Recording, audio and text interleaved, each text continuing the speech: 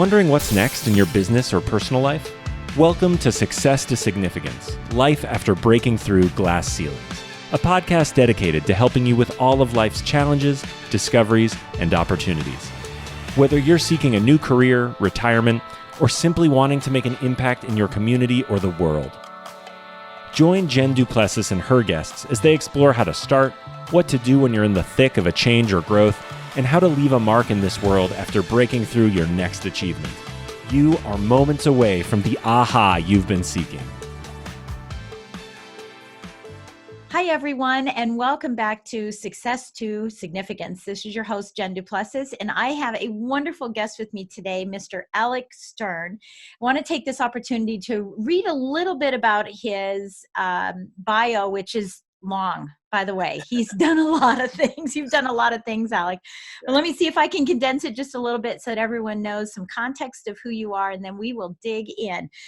So Alec has more than 25 years of experience as a founder, investor, and hyper-growth agent for companies across various industries. As a primary member of Constant Contact's founding team, Alec was one of the original three who started the company in an attic. Alec was with the company for 18 years, from startup to IPO to the $1.1 billion acquisition of the company. He performs hundreds of keynote addresses, which is where I met him. We've shared the stage together and hung out and done other things together too. He's known as America's startup success expert for his popular sessions at conferences like Secret Knock, CEO Space, City Summit, which I have been with him at several times, and many, many others. Inc. magazine. Let's see, Alec is the keynote speaker at 3 out of the top 5 Inc. magazine must-attend conferences for startups and entrepreneurs in 2019, which consisted of Secret Knock and some of those. He appears in the magazine Influence as one of the 100 authority, or the Influence 100 authority list by Influence magazine. And he has been featured on the covers of other magazines such as Small Business Trendsetters, Success Profiles, Business Innovators, etc. And in 2020, he won City Gala's Visionary Award and the Habitude. I'm really curious about this one, by the way. The Habitude Warrior Conference Global Awesome Visionary Award. That is a long award. That must have been a big award to fit all those words in. Yeah, you can see it over my shoulder. Right? Up on the Oh, yeah. Oh, yeah. Yeah, it's a big one.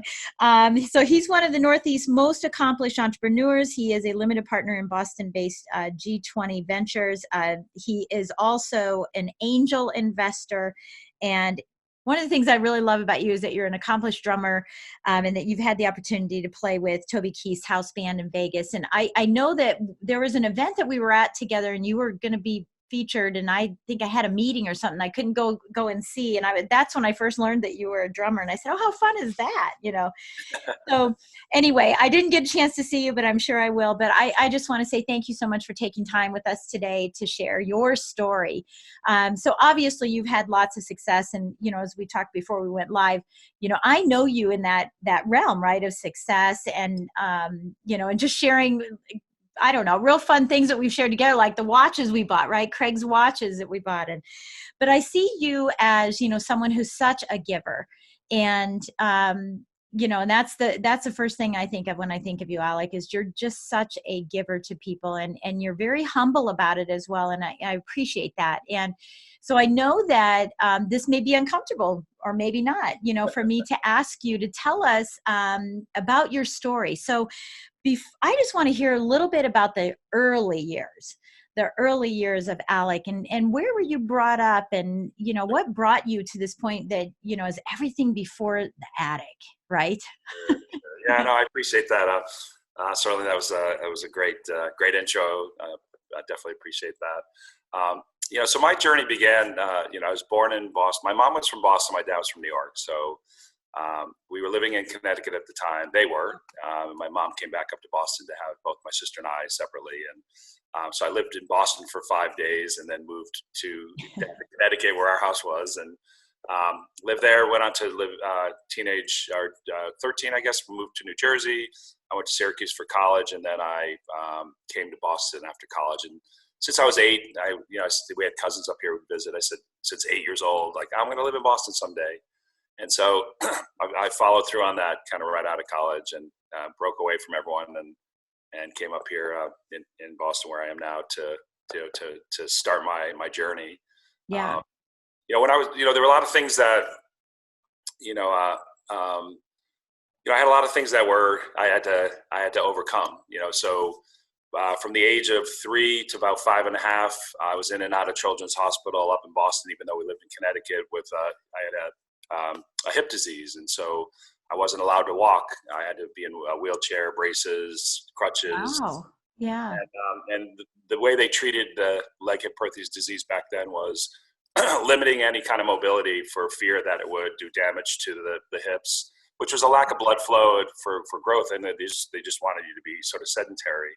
Right. So here I'm a little kid, and I wasn't like everyone else, and I couldn't play like everyone else, and anytime I tried to stand up, I got yelled at, and it was just one of the first things, and I remember it vividly, today, and it was one of the first sort of things that in my life that I sort of had to overcome, and a challenge that I had to navigate, because it wasn't normal, and I couldn't be like everyone else, I guess. Yeah. Yeah. Well, and especially as a child, I mean, that, I have grandkids and they are running everywhere, right? At this age. Yeah. They're just, there's no way that you could have them sit. So that must've been, traumatic for you. So when that happened, do you see these days that there's something that still is an underlying issue as a result of that for you? No, physically, there's everything's fine. I mean, most folks kind of grow into what they need to with regard to the hips and blood flow and everything else, and I was fortunate to be so, and so that went away, and then I sort of became a normal kid, and both physically, and I don't carry it with me, even Right. sort of mentally these days. It's part of who I am, Right. starting with some adversity pretty young, and I had some other things that sort of kicked in along the way, but I guess it shaped me to not let it weigh on me. I don't really carry it with me. Right. And just sort of, kind of, handling obstacles and things in life, both with business and personal, or, there's an art and a science to how you address those. And Right. I talk about that often when I speak, because especially in business, and if you're a startup, you see obstacles, daily, and sometimes many times a day, and it's how you address those, and break through those.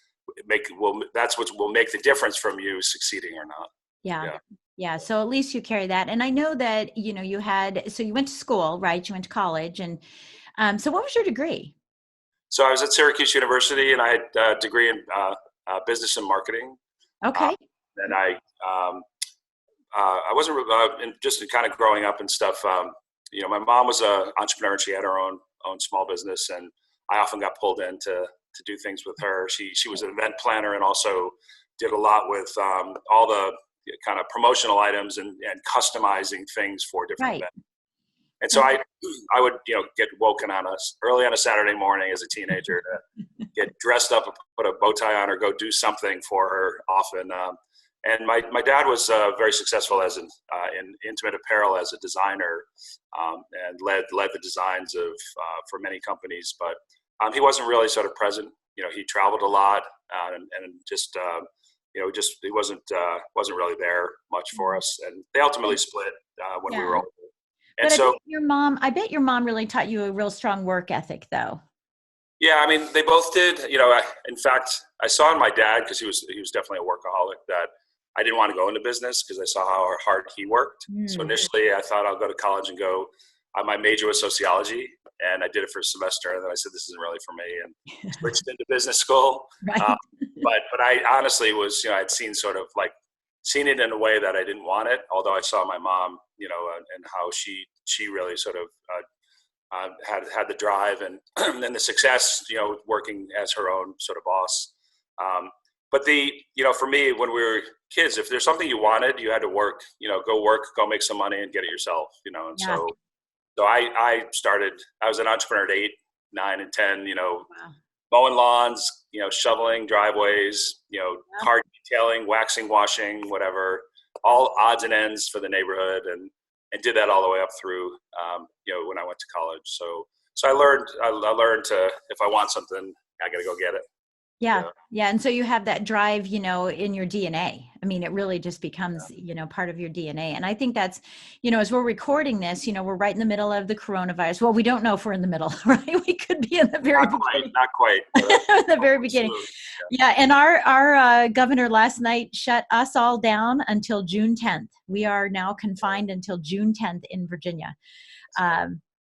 So we don't know what we're going to do, but I think that really helps with the drive, because I know a lot of people are at home saying, now what's next for me? What's happening? And this is a great time for you to be thinking about what you truly want in life, and if you truly want it, you have to have the drive to go get it, and you have to get off your tushy and go get it. Right. Yeah. But also on the business side. So yeah. I'm talking to a lot of startups, meet hundreds of thousands a year, and so I'm in touch with many that now they're not quite sure exactly kind of what to do, and so this gives us an opportunity, both personally and professionally, to they talk about social and physical distancing. I call it long distancing, because I'm actually now checking back in with a lot of people in my life that that were always very special to me, but as life goes on, we just lose touch. Right. This opportunity personally to just re-engage and reconnect and build back, some of those amazing relationships I've had in the past. So I call it long distancing. I'm calling friends that don't live near me that I wouldn't see often. But on the business side, I've talked to folks. Everyone's like, what should I do now? What should I focus on instead? And what I'd say to them is that this is your opportunity to look at things, step back and look at things strategically. We get caught up every day in the tactics.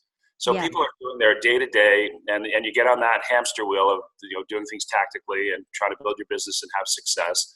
But this gives us a time to take pause to say, okay, let's look at it strategically.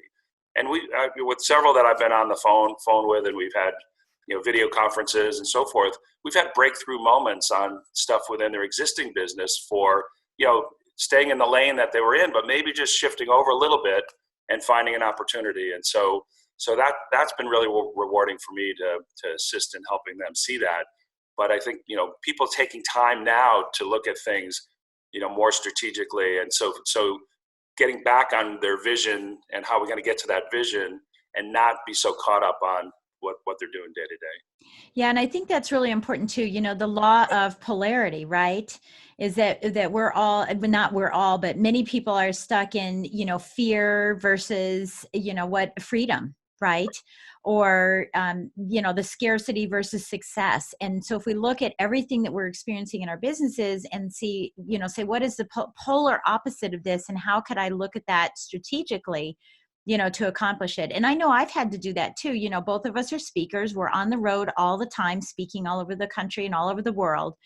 And now we sat down and I said, oh, goody, I get to do all the admin things, and have my assistants do some more admin things, until I realized, wait a minute, there's a shift that I need to be working on as an entrepreneur. And those things are going to have to wait. Right. Because that shift is what is going to bring me out on the other side. And I have a friend who has said that his pastor had said this recently, and I thought it was really, really cool, is that a boat doesn't sink unless you let the things on the outside get in. Right? Good. It's very good, because that's what can happen to us entrepreneurs, right? Is that we let all these external things get in, and that's what sinks our boat. And so I'm not bailing things. I'm just not letting anything get in. And I'm saying, where is my boat going to go right now? Because it is going to go in a little different direction, but I'm ready for it. Right. So I love that you're sharing that with people and having, those breakthroughs come through as well. And I know that you've had, we talked about this a few minutes before we got on here as well, that I know you had some other diversities and things that you had to overcome and break through. So tell us about, your experience with cancer. Sure. Yeah. So, I want to be a poster guy for PSA testing for men, 50 and older, and if you had it in your family, even younger. And I happen to have a great doctor and nurse practitioner team for many years, and he went private into the home. And so and she went to a practice further away. So I ended up switching over to someone that they had recommended. Was with that team for about 5 years, and there was sort of the feeling like the test, is it maybe an indicator, maybe not, and it just never got run, and I didn't know to ask about it. Didn't really know much about needing that, and so 5 years went by, and we didn't have any results for that. I went back to the nurse practitioner who moved close to me again, and just in her normal sort of workup, she ran the test, and came back and was above zero, and she said, we don't have any history. I think we should just get some biopsies done just to be sure. And when they did, 7 out of 12 of the biopsies had cancer, and 2 were 90%, and they were up against the wall of the prostate. And so I went in for robotic surgery. I had a great attitude. I thought, I'll get through this, and then I'll be that poster guy for telling everyone about the PSA testing. And so when I was going in for the surgery, I was high-fiving everyone and asking to see the maintenance records for the robot. And, right. I was just ready. It was go time and just get this thing done. And a couple of week, kind of in-home recovery, and then I'll be on my way. And so, the last cut of the surgery, vessel burst and tucked up to where they couldn't get to it, and robotically. And so it was too late to open me up. And, they rushed to, kind of those 2 minutes that they have to deal. And I lost 100% of my blood and went into shock and cardiac arrest. And so they were pouring in as much blood as they could to kind of replace it. Right. They were able to revive me, and resuscitate me, so that the 5-hour surgery turned into 9, and I woke 22 hours later. They woke me out of an induced coma. So, tricky to go from anesthesia to an induced coma in the middle of surgery, and post-surgery. And so I woke and I looked around, and the first thing I thought was, this is not routine. There's doctors, nurses, wrong. Yeah. blood bags. I have all these tubes in my throat now, and so they put me under for a couple more hours, and then brought me out to take all the tubing out. And I didn't really recall conversations well for that, but then I was ambulanced to another part of the hospital for where the care was needed for the situation, and I was there for 8 days, and so it wasn't routine, and it went kind of really went south. But someone up there, she was looking out for me, and just it wasn't my time, and so my perspective now is that I don't sweat anything, small and even large for the most part. Right. And I was always giving back and always paying it forward with trying to help as many startups and entrepreneurs and raising the water level of that as much as I could. Cause I really took to heart having the opportunity to work with some great mentors and, go to conferences and see amazing speakers and be motivated, and said, if I ever get asked, I will gladly accept. And of course now that's, hundreds a year, but, right. Which is great. But it, for me, it's giving me I don't want to say a new lease on life, because my life hasn't changed much, but it's given me a new perspective, and that's to, do as much as I can, for myself and for, I've got a lot of ideas. I've co-founded now 5 companies. The handy cane, right? It's the one. Well, yeah, I was looking at that. That's pretty cool. I like that. Yeah, so it's sort of a cane and a grasper combined, which is I love it. Nature Grasper Cane is actually the company name, and so anyway, so we're working on innovative things in markets that haven't been disrupted in 75 to 100 years, and are billion-dollar markets. So we have an innovation think tank where we're spun out 3 so far, and have had some success in that. But for me, it's charge forward and do as much as I can, and help where I can, and be there to for others to succeed. I love that. So when did you have your cancer? Was this before you created Constant Contact, or was this after? This is recent. This is 18 months ago. Oh my gosh, I had no idea. Yeah, no, it's just, I wasn't hiding. I'm not hiding the story. Yeah, and I was around you, and I didn't see it. Yeah. I just, I didn't want it to define me, and I wasn't going to let it bring me down. And you're doing okay now. Yeah. I mean, it's Good. so knock on wood so far, and Good. 70% chance it's completely gone. But I get tested every 3 to 6 months, and Yeah. Well, I'm so thankful you're here with us. I'm so thankful you're here. So I want to ask you this last question about when you started Constant Contact. So take us back to this attic, because a lot of people that are listening to this podcast are people that perhaps have had this long corporate job, right? And now they're saying, I want to make this transition, coronavirus or not, they're at this age because, we're the baby boomers are getting older, where we've been in the careers for 30 and 40 years, right? And now we're saying, okay, what's next? What else is out there for life? But they're saying, I don't know if I can do that. I'm afraid to do that. What would you say to those people, when you think back about how you were feeling? There's some excitement, obviously, like, ooh, can we do this? But there's also the risk and the nerves. So what kind of advice can you give to people that are thinking about making a transition into becoming an entrepreneur? Sure. That you feel would be, resonate with people? Yeah. So first, I just want to say everyone knows Constant Contact, so that's the one that always gets the billing. But Right. I've started 8 companies, 5 acquisitions, 3 acquisitions and 2 IPOs. So I've been there and done that, and there are others people wouldn't necessarily know by name. And so I'd say I'm a serial entrepreneur that likes cereal. It's my tagline, I guess. But That's good. Honey Nut Cheerios. Everyone wants to know what the cereal. Oh, good. I was going to say, what do you like? I like those too, and so do my grandkids. So that's this week's cereal. Yeah. Right.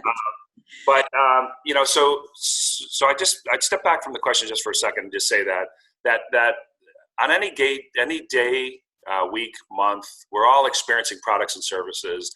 We all see something and like, they could have done that better, or that product could have worked better. I bet if it worked like this, it would be better. We always are thinking these things. Everyone has that. So we all have ideas, right? Right. And I'll ask a room full of people, how many of you think you're an innovator? And 5% or so the hands go up. And the only difference between someone with an idea and someone who's an innovator, if you take the idea that you came upon and you share that with someone else, or you run it by someone, or you team up with someone to sort of vet it a bit more and really dig in, you're moving toward being an innovator, because 80+% of the companies that are out there today are not new. They're just taking an existing idea and executing on it better. Yeah. And so there's opportunity abound for people to start a business simply by just doing something that's out there and doing it better. And then the other 15 to 20% are new ideas, like Constant Contact was, and Uber and Airbnb and Facebook and so on. And so you can do either, right? There's obviously a lot more to do if it's something brand new, because you're having to create and promote a category, a new category of a product, and then ultimately your brand. And so there's more to it. But I would just say that to anyone that's thinking about it, you can't go at anything in life with hesitation, because if you do, you're not going to succeed. So if you really truly want to, are passionate about something that you want to create, or take a stab at seeing if it can be done better, then go for it. And don't hesitate. You don't have to quit your job. You may not have a choice, unfortunately, with what's kind of going on today, where you've maybe lost your job and been furloughed or whatever it may be. So now use this opportunity to work on that idea. And then surround yourself with others that could maybe help you with the idea, or others that could advise and mentor you with the idea. But most importantly, decide who it's for and go talk to them. And today I'm talking to target market, potentials for products, through Zoom and through other tools, to conversation, and just asking their thoughts, about something. But when you do find your target market, first thing you want to do is ask them what are their goals and objectives. What's not being met today? What do you want more of today? And they'll give you the roadmap for what they're looking for. And then if you can then share with them what you're thinking of doing, and it can map to helping them succeed, then you'll see that you have a winner. So you might feel you do, but don't guess at it. Just go have your target market confirm that.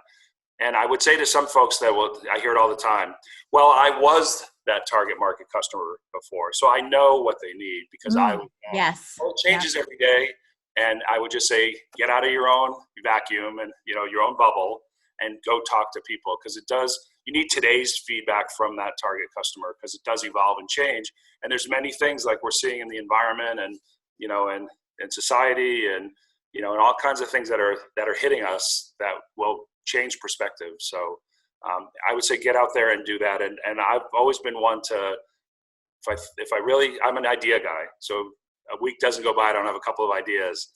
And oftentimes I want to run it by and vet it. And that's where you start. And that's where it will motivate you.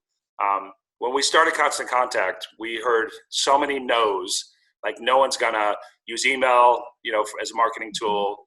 No one can sell to small businesses, around, out on Main Street, with an army of salespeople. And I could give you all the no's. And to me, a no means not now, just so you know. I look at a no as it's just a matter of time before we'll come back around and potentially team up, work together, partner, or possibly get investment or whatever it may be. So I don't hear no. I never did as growing up, and I still don't, which did cause a little issues, when my mother would say no many times and I wouldn't hear it. But nonetheless, so just, get out there and work with others, get that feedback, and be driven by what your target customers are saying. When we saw our customers, we would ask them what they wanted. They wanted more customers, they top of mind, drive people back in, get new customers. They want revenue, and we could provide a tool, a self-service, easy-to-use tool that they could use to achieve that. Then they got wide-eyed when we started to show it to our initial 4 customers that were sort of testing it, and they were like seeing, we saw the promise in what we had. Then it was a question, how do we scale it? Right. So did one of you have the problem too? Where did it come up? Because I think, innovation is one thing. As you're telling this whole story, I'm thinking about how many times something has come out. I see an ad, right? And, our co-friend, Kevin Harrington, right? Where an ad comes out and I go, why didn't I think of that? Why didn't I think of that? So was this something that somebody had an idea or a challenge or a problem of their own that it came out? And do you find that happens with you on a regular basis? Or are you really just taking some downtime on a daily basis to, I don't want to say meditate. I just want to say, some downtime every day to say, what are some things that are around my house that I don't like? Or, where does that really stem from? Is it just natural, or do you have to really think through it? So I don't take downtime. I don't take downtime in that situation to meditate. I take downtime to innovate. To innovate, yeah. So you're just I'm always looking for things, and so that's who I am. But originally, so some of the companies before Constant Contact that I was part of, that we had an IPO and 2 acquisitions that worked in the small business space, and we were on the back end, e-commerce and payment merchant systems. And I wanted to move on the front end, to do something to help them, on the revenue side, help them grow their business and help them gain new customers and so on. And so my the kind of the original founding guy, Randy, had a technology, and he was working on some things that were kind of circling that. And so we were introduced by a mutual friend who was an successful entrepreneur and also an investor and so on. And he had said, hey, you guys should meet. I'm really good on the go-to-market and getting things out the door. And he was great at, working through and sort of figuring out how to work on those technically. Right. And we had a third person, Margaret, who was the software architect. So they were really working on the kind of under the covers, under the iceberg, under the water. Under the iceberg that everyone sees. I was working on what you saw. And so, we really clicked, and we were passionate about helping small businesses, and we wanted to help them succeed. And our original mission was, and vision was to, how do we level the playing field for small businesses against their big competitors? Because Amazon and others were just really sort of firing up the marketing engine. Yeah. And they had enterprise tools, they had, agencies, they had staff, and small businesses on Main Street didn't have any of that. So how do we level that playing field, creating an easy to use self-service tool that all they had to worry about was what do I want to say or send? Who do I want to send it to and when? And we wanted to take care of everything else. And that was the original sort of premise. We had we were wide-eyed with a lot of other ideas, many ideas to help small business, but that was our core one thing that we started with. that today is still the anchor of what Constant Contacts Yeah. provides. Well, and it's funny to listen to you say that because, back then it was like, how could we help small businesses? And I thank you, by the way, for helping small businesses, but it was helping small businesses. And now we look at that and say, well, everybody emails, everybody has a funnel, everybody has that. But, you guys were really in the forefront of really making that happen for the small business owner. And, look how far it's come. And I'm so amazed at, what the opportunities are ahead of us that we don't even know. And so thanks for, creating that foundation for everybody. I think that's wonderful. And thanks for sharing, how that kind of came together. I do think one of the things I always say is stop talking, take action, get results, right? It's be innovative, take the time to think through things, be innovative, want it bad enough, share with your community, your mentors, your board of advisors. And then the most important thing is take action, because that's where you're going to get the results. So thank you so much for sharing that wonderful story. So as we leave today, do you have a quote or a mantra that you live by that you'd like to share with us? Well, I have two. I shared the one, a no means a no. But the other one I live by is that I say often and have for many years of my career is that accomplishments are something to build on, not rest on. And oftentimes in life, if we get every day, we make a successful call to a potential partner, yay, celebrate. And I would say, no, don't. The energy that you're feeling. I just got the chills. The energy you feel. I did too. I have goosies. Right. I make another call. Right. They're going to hear it through the phone. They'll feel that energy. Or if you're going to see someone, go see someone else right after that. And then you have a successful follow-on call. And then you make another one. And then at the end of the day, celebrate. Okay. What is that? What is that again? Say it one more time. Sure. Accomplishments are something to build on, not rest on. Not to rest on. I love it. Love it. Alec, I want to say thank you so much from the bottom of my heart for giving me the time and to share this with my audience. And I really, really appreciate it. And I know that we'll be putting a couple of links in there so people can follow you on LinkedIn and all of that good stuff, so that if you're listening and you want to have Alec be a speaker at one of your events, you can give him a call and see if he has the time to put you in. But I am so honored and so grateful for the opportunity for you to share your time with me today. So thank you from the bottom of my heart. And I want to thank you because I know we've tried to schedule this for a while. So thank you very much. And thank you to your audience listening. Absolutely. So listen, we will catch you next time on Success to Significance, Life After Breaking Through Glass Ceilings. You've been listening to Success to Significance with Jen Duplessis, the #1 podcast for people wanting to give more value and make an impact. Loved this episode? Be sure to subscribe right now at www.jenduplessis.com/S2S for more stories, strategies, and thoughts to help you gain significance and success. And if you like what we're doing, don't forget to give us a rating and review so we can continue to bring you the best content possible. Join us next week for another breakthrough episode. Thank you for listening.